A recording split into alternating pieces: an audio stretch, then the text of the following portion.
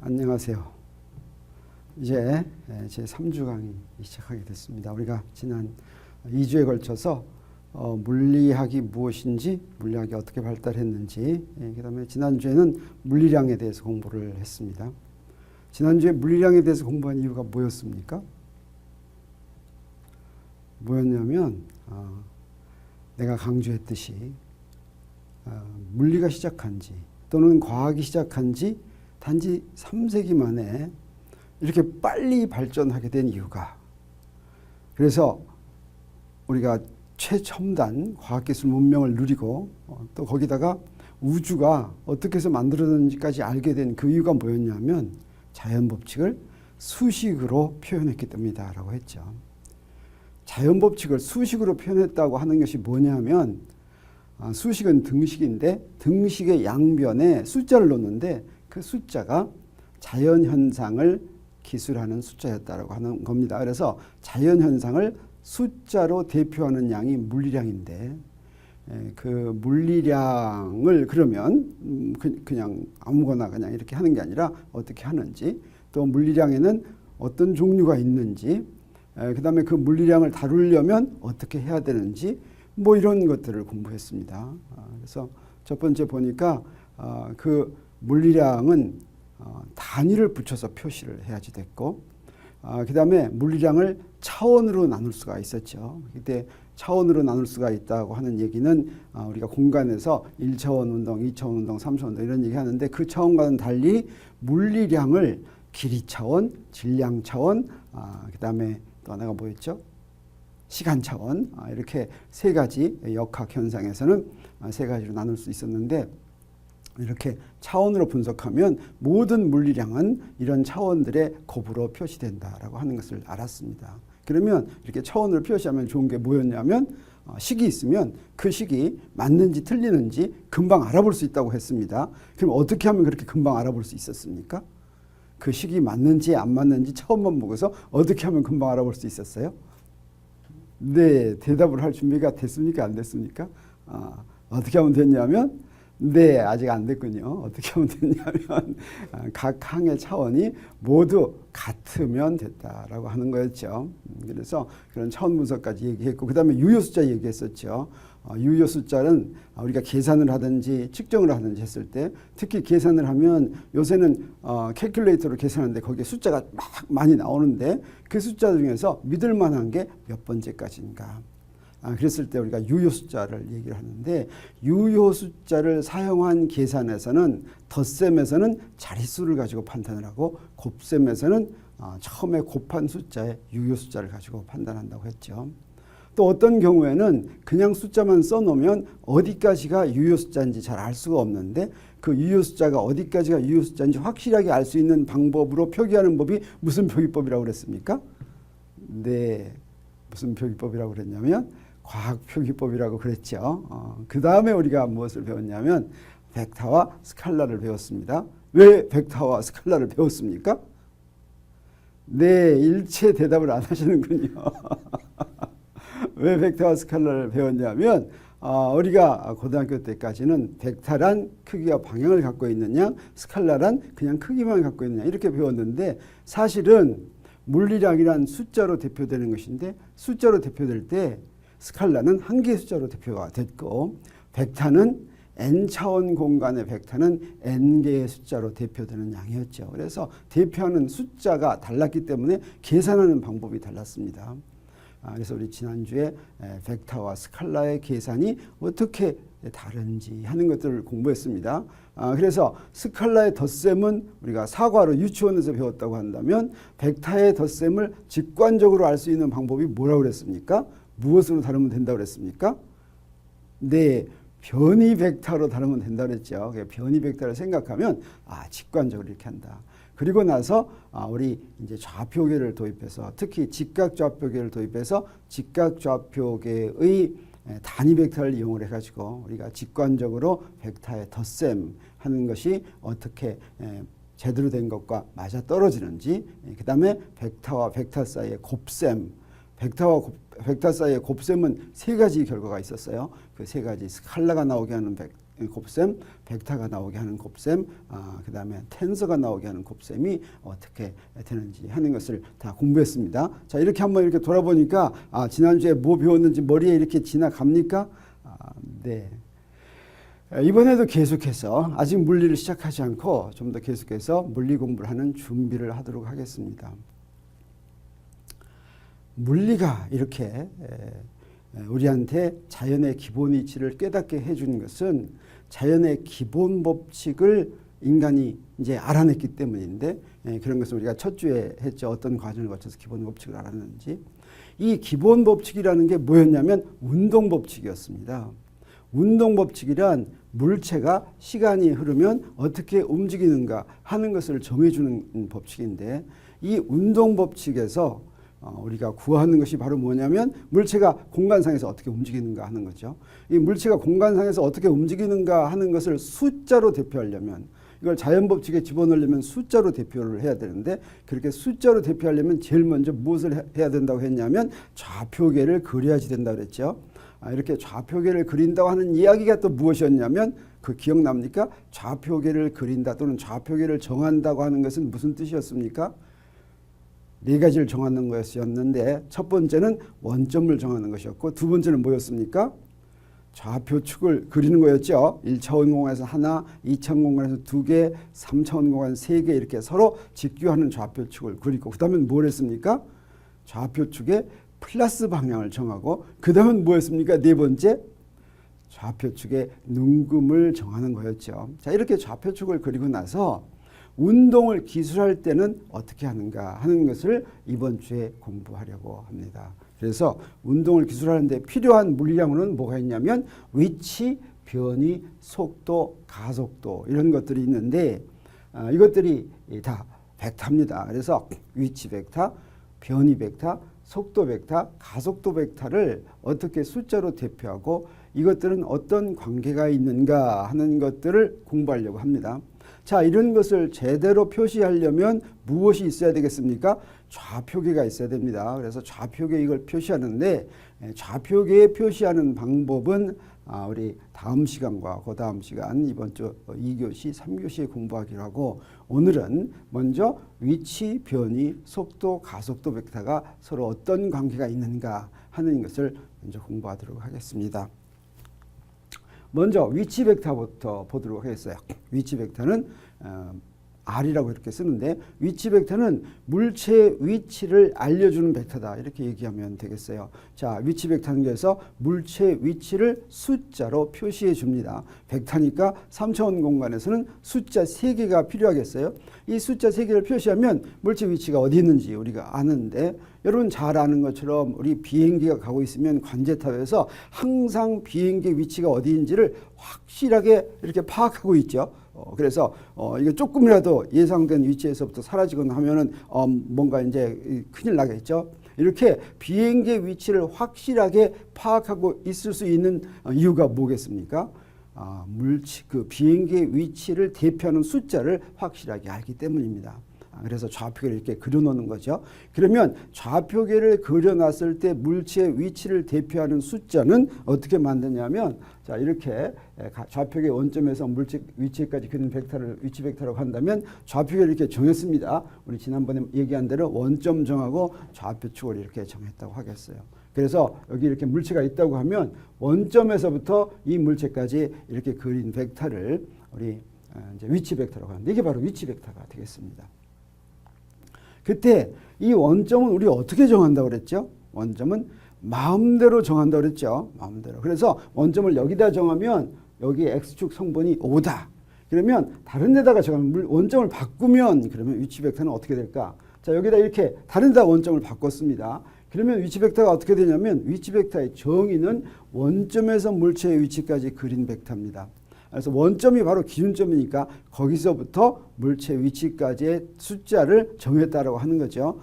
거기까지 벡터로 그리면 원점에서 거기까지 이렇게 표시한 게 되겠어요. 그래서 원점을 바꾼다고 하면 무슨 얘기가 되냐면, 그 물체를 대표하는 숫자가 바뀐다라고 하는 겁니다.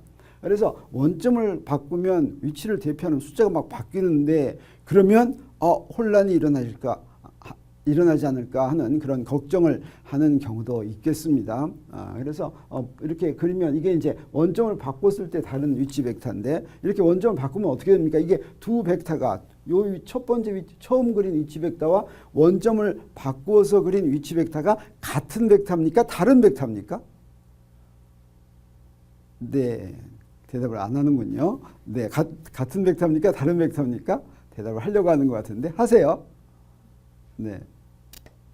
다른 벡터 아닌가요? 네, 다른 벡터죠. 이게 벡터가 같은가 틀린가 하는 것은 어떨 경우에 같냐면 꼭 시작점이 같을 필요는 없죠. 두 벡터가 같은 거는 크기가 같고 방향이 같은 벡터면 같은 벡터죠. 그래서 이걸 평행이동 하면 같은 벡터지만 이렇게 보니까 방향이 다르네요. 다른 데로 갔어요. 이 두 벡터는 다른 벡터입니다. 다시 말하면 물체의 위치를 대표하는 숫자가 0 다른 숫자가 된다라고 하는 거겠어요. 그래서 이렇게 위치 벡터가 바뀌는데 원점을 바꾸면 위치 벡터가 바뀌는데 그러면 뭐가 좀 잘못될 것 같습니까? 그래도 괜찮을 것 같습니까? 어떻게 생각해요? 이건 자기 생각을 얘기해 보세요. 괜찮을 것 같아요? 뭐 큰일 날 것 같아요? 네. 생각이 없군요. 네, 괜찮습니다. 괜찮아요. 왜 그러냐면 위치를 대표하는 숫자만 바뀌는 거지 그 물체가 어디 있는지는 우리가 압니다. 왜 합니까? 우리가 원점이 어디인지를 아니까. 따라서 원점을 바꿨을 때는 이거 원점 바꾼 걸 분명히 해줘야 되겠죠. 자, 이게 좌표계에서 그렸다고 하는 것은 원점이 어디 있는지를 내가 알고 위치 벡터를 그리는 거기 때문에 원점이 바뀌어서 위치 벡터가 바뀌지만 그래도 이 물체가 어디 있는지를 파악하는 데는 전혀 상관이 없다라고 하는 겁니다. 그리고 좀 더 중요하게는 우리가 나중에 배우겠지만 운동 법칙에는 위치 벡터가 바로 들어가는 것이 아니라 그 다음 게 들어갑니다. 그 다음 게 바로 뭐냐면 변이 벡터입니다. 변이 벡터라는 우리 처음에 얘기를 했었죠. 벡터의 덧셈 법칙을 이제 직관적으로 이해하는데 변이 벡터가 사용이 된다라고 했습니다. 그래서 물체가 한 위치에서 다른 위치로 이동을 하면 처음 위치에서 나중 위치까지 바로 그린 벡터가 변이 벡터라고 했습니다. 그래서 변이 벡터를 그려보도록 하겠어요. 여기 좌표축을 먼저 그려놓고 물체가 여기 있으면 여기에 처음에 R이라는 벡터로 위치 벡터 표시가 됐죠. 그래서 이 사람이 움직이면 여기서 여기까지 가면 R이라는 위치 벡터에서 R'이라는 다른 위치 벡터로 가면 변이 벡터란 뭐냐면 처음 있던 데서 나중에 있던 데까지 그냥 그린 거 이게 바로 변이 벡터죠. 우리 이렇게 얘기했을 때 이게 바로 뭐냐면 요거 더하기 요거 R 더하기 델타 R은 R'이죠. 우리 이게 벡터의 덧셈입니다. 덧셈에서 바로 알 수가 있죠. 이렇게 그린 거는 요거 덧셈이 요거였어요. 그래서 이걸 이항을 할 것 같으면 R 더하기 델타 R은 R'이니까 델타 R은 어떻게 되겠습니까? R' 빼기 R이 되는 거죠. 그래서 나중 위치 벡터에서 처음 위치 벡터를 뺀 것이 변이 벡터다 이렇게 알 수 있는데 그러면 이 변이 벡터는 우리가 좌표계를 바꾸면 어떻게 되겠습니까? 좌표계를 바꾸면 변이 벡터는 같을까? 그대로 있을까? 달라질까? 그대로 있을까? 어떻게 될 것 같아요? 한번 예상해 보세요. 자, 이렇게 좌표계 원점을 바꿨어요. 그러면 변이 벡터는 바뀌겠습니까? 안 바뀌겠습니까? 네, 뭐 대답을 해보세요. 어떻게 될 것 같아요? 안 바뀔 것 같습니다. 네, 안 바뀔 것 같습니까? 그냥 예상이니까 잘 모르겠어요. 자, 한번 변이 벡터는 어떻게 한번 그려보도록 하겠어요. 이렇게 원점을 바꿨습니다. 그랬더니 R이 어떻게 뭘 바뀌었습니까? R이 이렇게 바뀌었죠. R' 이렇게 바뀌었죠. 그러니까 R'에서 R을 뺀 것은 어떻게 됩니까? 그대로 있죠. 그래서 변이 벡터부터는 좌표계 원점과 상관없이 항상 똑같은 모양을 하고 있다라고 하는 것을 우리가 알 수가 있겠습니다. 자, 그러면 변이 벡터 다음에는 이제 뭘 공부해야 된다고 그랬습니까? 우리 아까 처음에 운동을 기술하는 물리량으로 위치 벡터, 변이 벡터, 그다음에 뭐가 있었어요? 네, 속도 벡터, 그다음에 또 뭐가 있었어요? 가속도 벡터 이런 것들이 있었죠. 그래서 그 다음으로 한번 속도와 가속도를 볼 텐데 속도와 가속도를 볼 때는 우리 사실은 이미 그런 거 우리가 공부를 해서 알고 있을지도 모르겠어요. 속도란 위치 벡터를 시간에 대해서 미분하는 것이다. 가속도는 속도를 시간에 대해서 미분하는 것이다 라고 하는 얘기를 이제 우리는 이미 알고 있을 것 같은데, 그래서 미분이 무엇인가 하는 걸 조금 공부를 하고 지나가야 될 것 같습니다. 그러면 미분하면 굉장히 어려운 것 같아요. 그런데 미분이 그렇게 어려운 게 아니라 이미 알고 있는 거다. 그래서 자 먼저 그래서 원점이 바뀌어도 변이 벡터는 바뀌지가 않죠. 자, 차분과 미분 전에 한번 차분을 공부하도록 하겠어요. 우리가 방금 배운 그 변이도 사실은 차분입니다. 그래서 차분이란 별게 아니라 이렇게 차이가 되겠어요. 그래서 나중 거에서 처음 거를 뺀 게 바로 차분입니다. 델타 x는 x 프라임 빼기 x 이렇게 이야기를 합니다. 여기 어떤 거든지 이 델타는 이게 그리스어로 이제 델타자의 대문자죠. 여기 아무거나 집어넣어요. 델타 a는 a 프라임 빼기 a, 델타 p는 p 프라임 빼기 p, 델타 k는 k 프라임 빼기 k. 그렇죠? 그러면 여기서 프라임하고 프라임이 아닌 거하고는 무슨 차이가 있겠습니까? 프라임은 나중 거, 프라임이 아닌 건 처음 거 이렇게 되겠어요. 그래서 나중 거에서 처음 거를 뺀 그 차이가 차분이다. 이 델타 x는 x의 차분, x 우리가 x좌표라고 한다면 x의 차분 이렇게 얘기할 수가 있습니다. 그러면 미분이란 뭐냐? 우리 미분 굉장히 어렵게 생각되는데 사실은 차분하고 똑같은 거예요. 뺀 거예요. 나중 거에서 처음 걸 뺀 거예요. 근데 이 나중이 어떤 나중이냐면 바로 조금 전에 나중이다라고 하는 겁니다. 그 차이가 굉장히 작을 때를 미분이라고 하겠어요. 그래서 차분은 그냥 디퍼런스, 차이를 얘기하면 미국말로는 영어로는 이렇게 됩니다. 미분은 디퍼런셜 이렇게 이제 쓰는데 미분은 어떤 경우냐면 델타 x가 0으로 가까이 가는 거예요. 이렇게 리미트하면 0으로 무한히 가까이 가는 거죠. 딱 0은 아니더라도 0에 무한히 가까이 가는 겁니다. 그럼 0이 무한히 가까이 가는 건 얼마나 가까이 가야지 무한히 가까이 간다고 할까? 이런 개념은 이 리미트의 개념은 뭐냐면 어떤 숫자를 얘기해요. 아주 작은 숫자를 얘기해요. 0으로 가까이 가는 내가 아주 작은 숫자로 0.0000001이라고 얘기하면 그것보다 더 작아야지 돼요. 그게 리미트의 개념입니다. 무한대도 비슷해요. 무한대 우리가 팔자 거꾸로 세운 것 같은 무한대 이렇게 하죠. 무한대란 이것도 개념이 되겠어요. 숫자가 아니에요. 굉장히 큰 수인데 무엇보다 큰 수 이런 게 아니에요. 어떤 수를 내가 하나 생각해요. 아주 큰 수를 생각해요. 10조 이거 생각해요. 그럼 그것보다 더 큰 수예요. 그러니까 항상 내가 생각하는 수보다 더 큰 수. 0으로 다가간다고 하는 것은 항상 내가 생각한 아주 작은 수보다 더 작은 수. 딱 0은 아니더라도. 그러면 이거 0이나 마찬가지라고 볼 수가 있겠죠. 내가 아무리 작은 수를 생각하더라도 그것보다 더 작은 수 뭐 이렇게 하면 되겠어요. 근데 이런 극한의 개념을 그런 식으로 생각하면 아주 적용하기 아주 복잡합니다. 아주 쉽게 생각하는 방법이 하나 있었으면 좋겠어요. 그래서 미분을 얼마나 작아야지 미분일까 할 때 어떤 기준을 정하면 아주 좋냐면 제곱하면 0이라고 그냥 놔도 된다라고 하는 기준을 정하면 아주 좋습니다. 사실 우리가 뭔가를 계산할 때 우리가 유효숫자 얘기도 할 때도 했지만 우리가 보통 소수점 이하 몇 제짜리까지 이렇게 이제 취하는데 예를 들어서 0.00005 그래서 5제짜리까지 있는 거를 한다고 그래봐요. 이게 제곱하면 어떻게 됩니까? 제곱하면 소수점 이하 몇 제짜리가 됩니까? 소수점 이하 10제짜리가 되죠. 그래서 좀 작은 수를 제곱하면 굉장히 작은 수가 돼서 0으로 거기까지 우리가 계산을 할 필요가 없죠. 0으로 취급해도 좋습니다. 그래서 미분의 조건은 이렇게 생각하면 되겠어요. 이거 우리가 미분이라고 한다면 자 이걸 어떻게 적용을 하느냐. 우리 계산할 때 실제로 미분의 조건을 실제로 계산을 해가지고 숫자가 작으니까 0 이렇게 하는 게 아닙니다. 우리가 식을 표시할 때 이 미분을 적용할 때는 이 식으로 표시할 때 이 조건을 적용할 수 있으면 미분이다라고 하는 걸 할 수가 있는데 예를 들어서 그거의 예를 한번 보도록 하겠어요.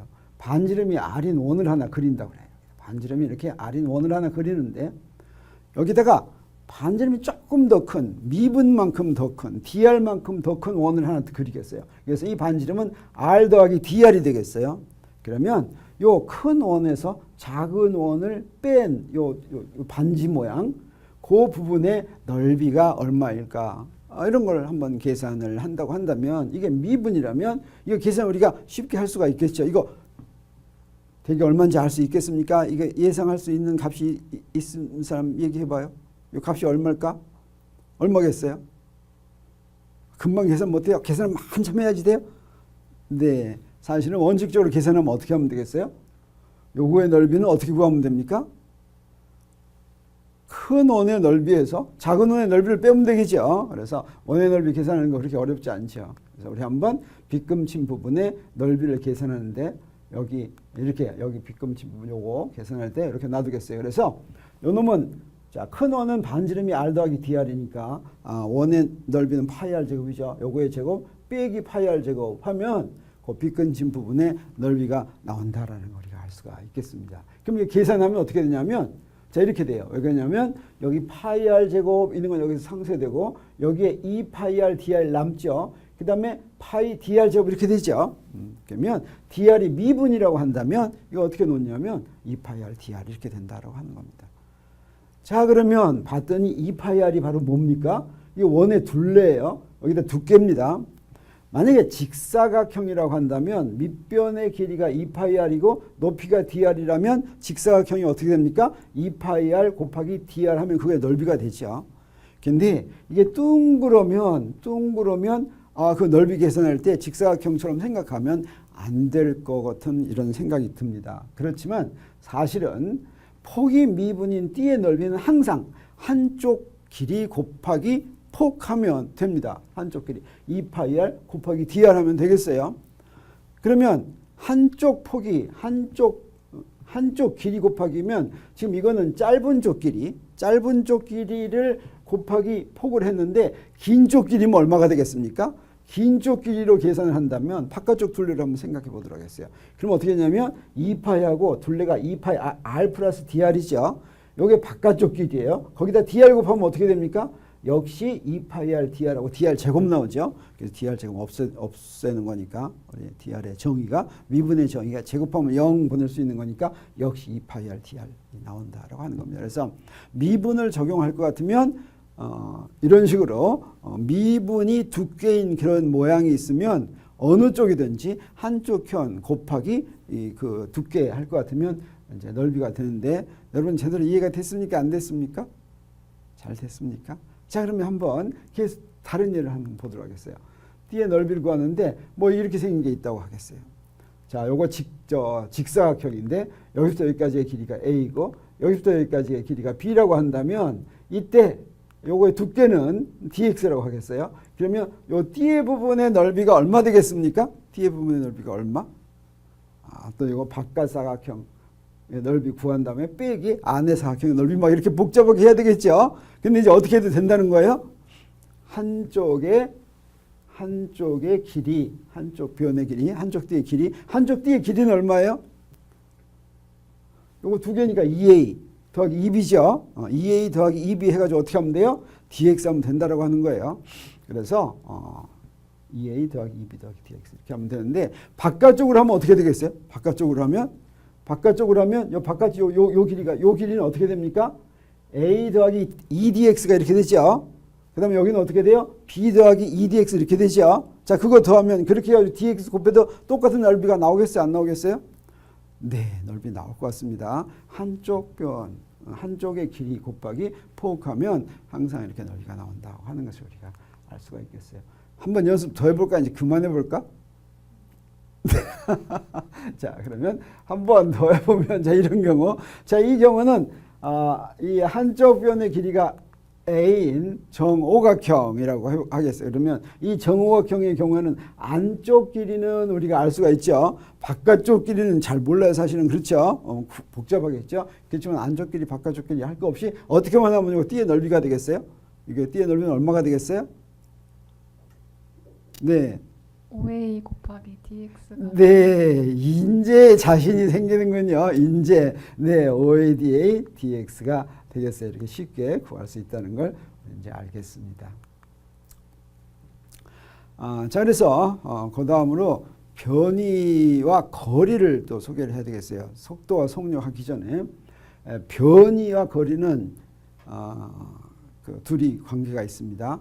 그래서 우리가 A에서 B까지 가면 A에서 B까지의 거리라는 거하고 A에서 B까지의 변이 이렇게 두 가지로 생각할 수가 있는데 자, A에서 B까지 갔어요.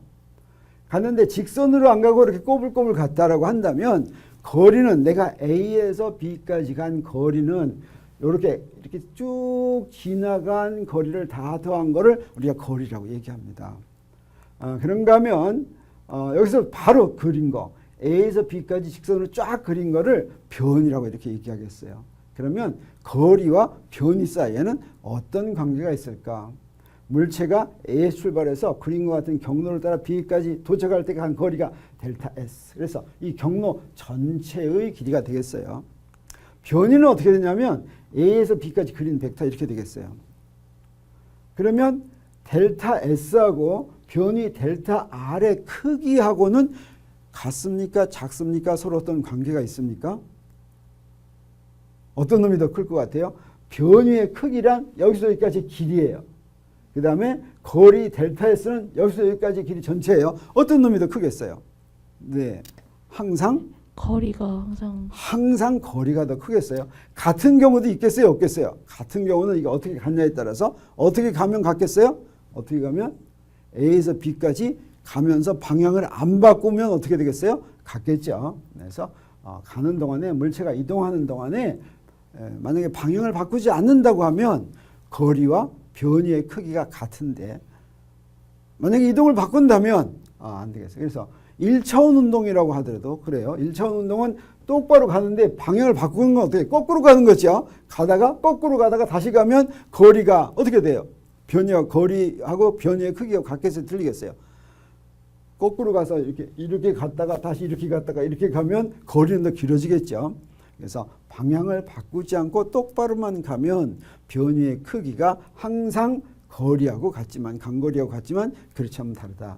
이런 결론을 내릴 수가 있겠습니다. 그래서 우리가 어떻게 쓸 수가 있냐면 간거리는 변이의 크기보다 같거나 큰데 등호는 언제 성립하냐면 물체가 이동하면서 움직이는 방향을 바꾸지 않는 경우에만 성립한다. 이렇게 우리가 얘기를 할 수가 있겠어요.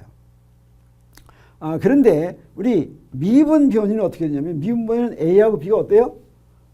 굉장히 가까운 거예요. 굉장히 가까운 거. 그때는 미분 변이라고 할 수가 있겠어요. 그래서 DR이란 요 델타 R의 미분이에요. 델타 R이 0보다 가까워질 때 이건 무슨 얘기냐면 R'이 R에 아주 가까워질 때입니다. 그럼 이렇게 아주 가까워질 때는 미분의 경우에는 물체가 이동하면서 방향 바꿀 수 있겠어요? 없겠어요?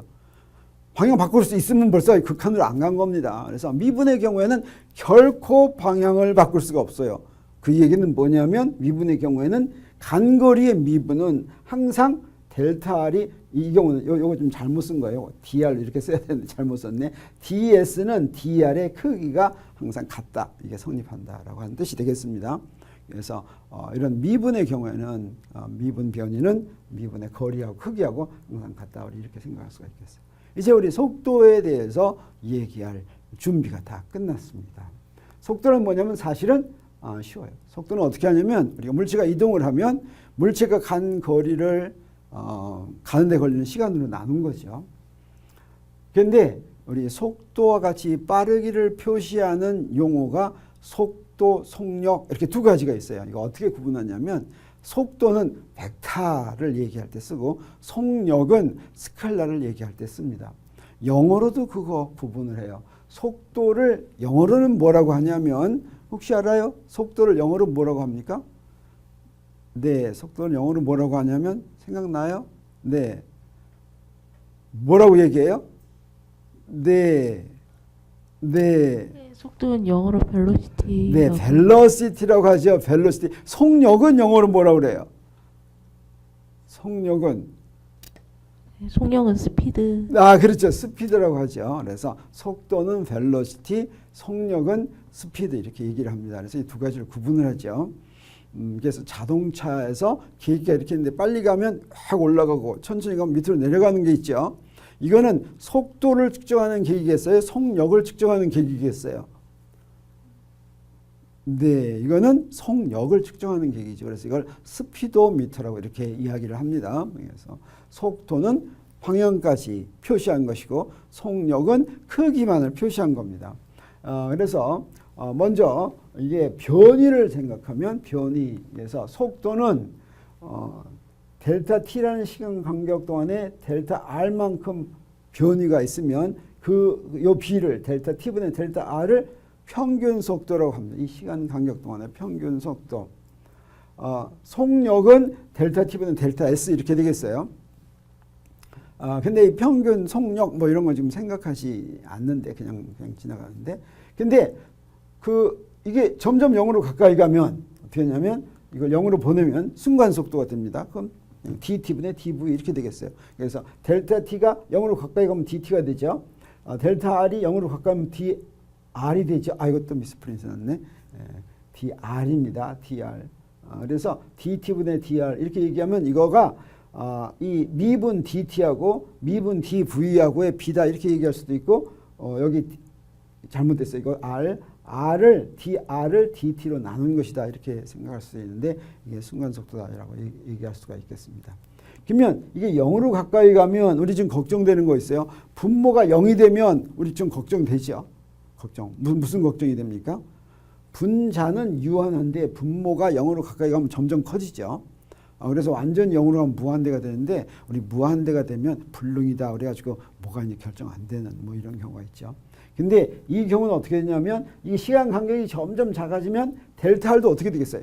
역시 점점 작아집니다. 그래서 두 개가 다 같이 0으로 가겠어요. 그래서 두 개가 다 같이 0으로 가니까 무한대가 될 격정은 없는데, 또 사실은 둘 다 같이 0으로 가면 어떤 경우가 있냐면 정해지지 않는 경우가 있죠. 그러니까 0분의 0을 부정이라고 하는데, 이런 경우는 미분이 존재하려면, 이 속도가 존재하려면 어떤 일이 벌어져야 하냐면 둘이 0으로 가지 않고 어떤 한 값에 수렴을 해야지 됩니다. 그럴 때 우리가 미분이 존재한다 그러고, 그때 순간 속도가 존재한다 이렇게 이야기를 합니다.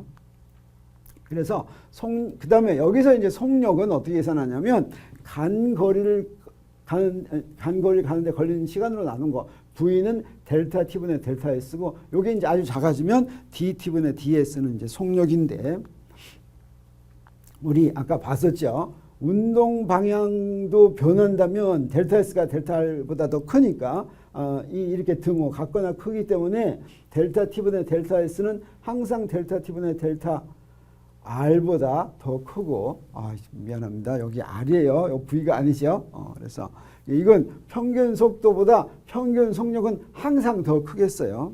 그래서 근데 등호는 어떨 때만 성립합니까? 등호는 물체가 움직이면서 방향을 안 바꿨을 그런 경우에만 성립한다라고 하는 거죠. 근데 우리 특별히 미분의 경우에는 R'이 R에 굉장히 가까이 가면 그때는 더 이상 부호가 바뀌는 방향이 바뀌는 틈이 없으니까 어떻습니까? 이때는 항상 변이가 ds하고 같고, 이때는 속도의 크기가 항상 속력과 같다.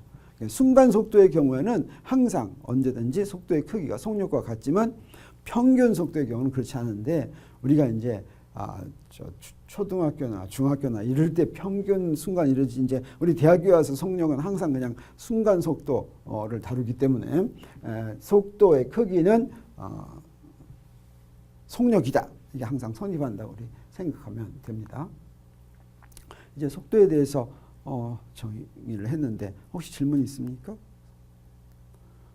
네, 없는 것 같아요. 자, 그러면 가속도에 대해서 잠깐 보도록 하겠어요. 가속도는 우리 아까 속도 할 때하고 똑같습니다. 속도는 델타 t라는 시간 동안에 위치 벡터가 변한 변이었죠. 근데 물체가 움직이는 동안에 속도가 변하면, 그러면 속도의 변화량을 델타 t로 나눈 거, 이게 바로 평균 가속도가 되겠어요. 아까하고 똑같이 이게 0으로 가면, 델타 t가 0으로 가면 순간 가속도가 되겠어요. 그래서 여기 요 v 대신에, 그러니까 속도할 때는 r을 썼던데 r 대신에 v를 쓰면 그러면 가속도가 나오는 거니까. 그다음에 이것도 마찬가지로 이제 이 경우에는 순간 가속도의 크기는 가속력하고 같다, 뭐 이렇게 얘기할 수가 있겠죠. 근데 우리 여기서 방향을 이제 위치 벡터와 변이 벡터와 가속도 벡터의 방향이 어떤 무엇을 가리키는가 하는 걸 좀 볼 필요가 있습니다. 그게 뭐냐면 위치 벡터의 방향은, 위치 벡터가 이제 벡터인데 이 방향은 무엇을 가리킵니까? 무엇을 가리키냐면 사실은 물체가 움직이는 운동 방향과는 상관이 없습니다. 이건 무엇과 상관이 있는 거였냐면 물체가 원점에서 어느 쪽을 향하는지를 가리켜 줍니다. 내가 원점을 밑에 잡으면 위를 가리키고 뭐 이러는 거죠. 원점에 따라서 다릅니다. 그래서 위치 벡터는 원점에서 그린 거니까 원점을 여기다 만들어 놓으면 이쪽을 가리키고 원점을 여기다 만들어 놓으면 이쪽을 가리키죠. 그래서 물체가 뭐 어디에 있는지 어디로 향하는지 이런 거하고는 전혀 상관없이 원점에서 어디를 가리키는가, 원점이 어디인가에서부터 알려주는 거기 때문에 물체 자체의 정보와는 전혀 상관이 없다. 그래서 위치 벡터의 방향은 물체의 운동과 직접 관계는 없다라고 하는 것을 우리가 여기서 알 수가 있습니다. 그래서 위치 벡터의 방향은 움직이는 방향과는 전혀 관계가 없는데 대신에 변이 벡터, 위치 벡터가 아니라 변이 벡터네요. 이번에 PPT가 자꾸 오탈자가 자꾸 나오네요. 미안합니다. 변이 벡터 델타 R의 방향은 물체가 이동하는 방향을 가리켜 줍니다. 그래서 이렇게 돼 있었을 때 원점이 어디인가 상관없이 변이 벡터는 같았죠. 그래서 물체가 이동하는 방향을 알려면 변이 벡터의 방향을 보면 되겠어요. 그래서 물체가 이동하는 방향은 변이 벡터의 방향과 같다라는 걸 우리가 알 수가 있는데 그러면 속도 벡터의 방향은 어떻게 되냐? 속도 벡터의 방향은 델타 t분의 델타 r인데 이 델타 r이 변이 벡터죠. 델타 t는 스칼라죠. 그래서 벡터에다가 스칼라를 곱하면 그 벡터의 방향은 바뀌지가 않습니다. 그래서 이 속도 벡터의 방향은 무엇과 같으냐면 변이 벡터의 방향과 같아요. 물체가 움직이는 방향이 변이 벡터의 방향과 같고 또 속도 벡터의 방향과도 같다라고 우리가 알 수가 있겠습니다. 그래서 물체의 움직이는 방향을 알려면 속도 벡터의 방향을 봐야 되겠어요. 그러면 가속도 벡터의 방향은 어떻게 될까?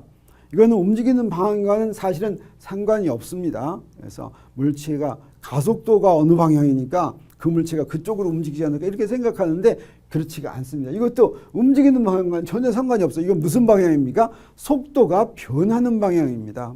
그래서 앞으로 가고 있는데 속도가 점점 줄어들면 가속도의 방향은 어떤 방향이냐면 뒷방향이 되겠어요. 그러면 가속도의 방향을 구태여 미리 알 수 있는 방법이 하나 있기는 있습니다. 그럼 우리가 앞으로 배울 뉴턴의 운동방정식이에요. 뉴턴의 운동방정식은 F는 ma인데 이 F가 바로 뭐냐면 물체가 받는 합력이 되겠어요. 그래서 가속도의 방향은 이게 물체의 가속도의 방향이에요. 물체의 가속도의 방향은 힘의 방향과 같습니다. 힘을 받는 방향과. 그래서 움직이는 방향은 속도 또는 변이의 방향과 같고 가속도의 방향은 힘의 방향과 같다라고 하는 것을 우리가 알 수가 있는데 우리 흔히 가속도의 방향이 움직이는 방향과 좀 어떻게 좀 연관이 있어야 되지 않을까 이런 생각이 들기도 하는데 전혀 그렇지가 않다고 하는 걸 우리가 강조를 합니다. 그래서 직선 운동의 경우에 본다면 우리 오른쪽 방향을 플러스 방향으로 정하겠어요. 우리 어떤 방향이다라고 하는 건 좌표기에서 내가 먼저 정해놓은 방향에 의해서 결정이 된다고 그랬죠. 그래서 오른쪽 방향을 뭐 플러스 방향 또는 플러스 X 방향이라고 한다면 자 먼저 속도의 방향과 가속도의 방향 그리고 물체가 움직이는 모습으로 나눠 본다면 우리 속도의 방향이 0보다 크다고 하면 이 속도의 방향은 물체가 움직이는 걸 가리킨다고 그랬죠. 0보다 크다는 건 어디로 움직인다는 겁니까? 자, 1차원 운동은 오른쪽 아니면 왼쪽인데 속도가 0보다 크다는 건 어느 쪽으로 움직인다는 거겠어요? 네, 어느 쪽으로 움직이냐면 네, 눈치 보지 말고 빨리빨리 얘기하세요. 오른쪽으로 그렇죠. 움직입니다. 네, 오른쪽을 플러스니까 이게 플러스니까 오른쪽으로 움직이는 거예요. 자, 그러면 가속도가 0보다 크다라고 하는 거는 가속도의 방향이 오른쪽이다라고 하는 뜻입니다. 그건 무슨 말이냐면 나중 속도에서 처음 속도를 뺀 것이 0보다 크다는 뜻이 되겠어요. 그러면 나중 속도가 처음 속도보다 크면은 무슨 얘기가 되겠어요? 오른쪽으로 지금 움직이고 있는데 점점 어떻게 된다는 겁니까? 점점 빨라진다. 이런 뜻이 되겠어요. 그러면 그 다음번에 속도는 0보다 큰데 가속도는 0보다 작다고 하면 어떻게 되겠어요? 자, 움직이는 방향 이것을 결정났어요? 어느 쪽으로 움직여요? 오른쪽으로 움직이죠. 근데 가속도가 0보다 작으면 나중 속도의 크기가 처음 속도의 크기보다 더 작아지기 때문에 오른쪽으로 움직이지만 빠르기가 감소하는 이런 경우가 되겠습니다. 그러면 그 다음에 또 다른 경우도 있겠죠. 그래서 속도가 0보다 작다면 이거 어느 쪽으로 움직인다는 뜻이에요? 왼쪽으로 움직인다는 뜻이에요. 근데 가속도도 또 0보다 작다라고 하는 건 어떤 거예요? 속도도 0보다 작고 가속도도 0보다 작다는 거는 나중 빠르기가 나중 속도에서 처음 속도를 빼니까 이거 0보다 작다는 뜻이 되는 건데 이건 뭐냐면 왼쪽으로 점점 더 빨리 움직인다 이런 뜻이 되겠어요. 한번 생각해 보기 바랍니다. 그 다음에 속도는 0보다 작은데 가속도는 0보다 크다라고 한다면 이건 반대 방향이에요. 그냥 왼쪽으로 하는 게 결정됐죠. 근데 빠르기는 어떠냐? 점점 감소한다. 속력은 점점 감소한다 이런 뜻이 되겠습니다. 그럼 마지막으로 등속 원운동의 경우를 보도록 했어요. 아까는 직선 운동을 봤는데 이번에 원운동을 하게 되면 가속도의 방향은 어떻게 될까? 원을 향하는 방향이 아닙니다. 무엇의 방향은 원을 향하는 방향입니까? 속도의 방향은 원을 향하는 방향이겠어요. 그래서 이렇게 원운동을 하고 있는데 여기서는 속도가 이런 방향이라고 하겠어요. 자, 원운동을 하면 여기서는 이런 방향이 됩니다. 그래서 속도의 방향은 원의 접선 방향이 되겠어요. 가속도의 방향이란 뭐냐면 나중 속도를 처음 속도로 뺀 거죠. 그래서 이거 빼려면 어떻게 해주는 게 좋냐면 이거 이렇게 벡터 빼는 걸로 하려면 이걸 이쪽으로 옮겨주는 게 좋겠어요. 그래서 이렇게 옮겼어요. 옮겨가지고 처음에서 나중을 그리면 되죠. 자, 이렇게 그리면 이게 바로 가속도의 방향이 되겠죠. 이거 어디 향합니까? 저기 어디 향하는 것 같지만 사실은 이걸 극한으로 잘 그릴 것 같으면 바로 어디 향하는 거 우리 알 수가 있겠어요. 이건 어디 향하냐면 구의 중심을 향합니다. 원의 중심을 향해요. 그래서 등속 원운동의 경우에는 구심가속도라고 하죠. 근데 만약에 점점 더 빨리 돌면 어떻게 되냐? 점점 더 빨리 돌면 가속도가 두 가지 성분이 있겠어요. 구심가속도의 성분이 있고 그다음에 접선 방향을 향하는 또 성분이 있겠어요. 점점 더 빨리 가면 접선 방향을 향하는 그런 가속도 성분도 있다라고 하는 거 생각할 수가 있겠습니다.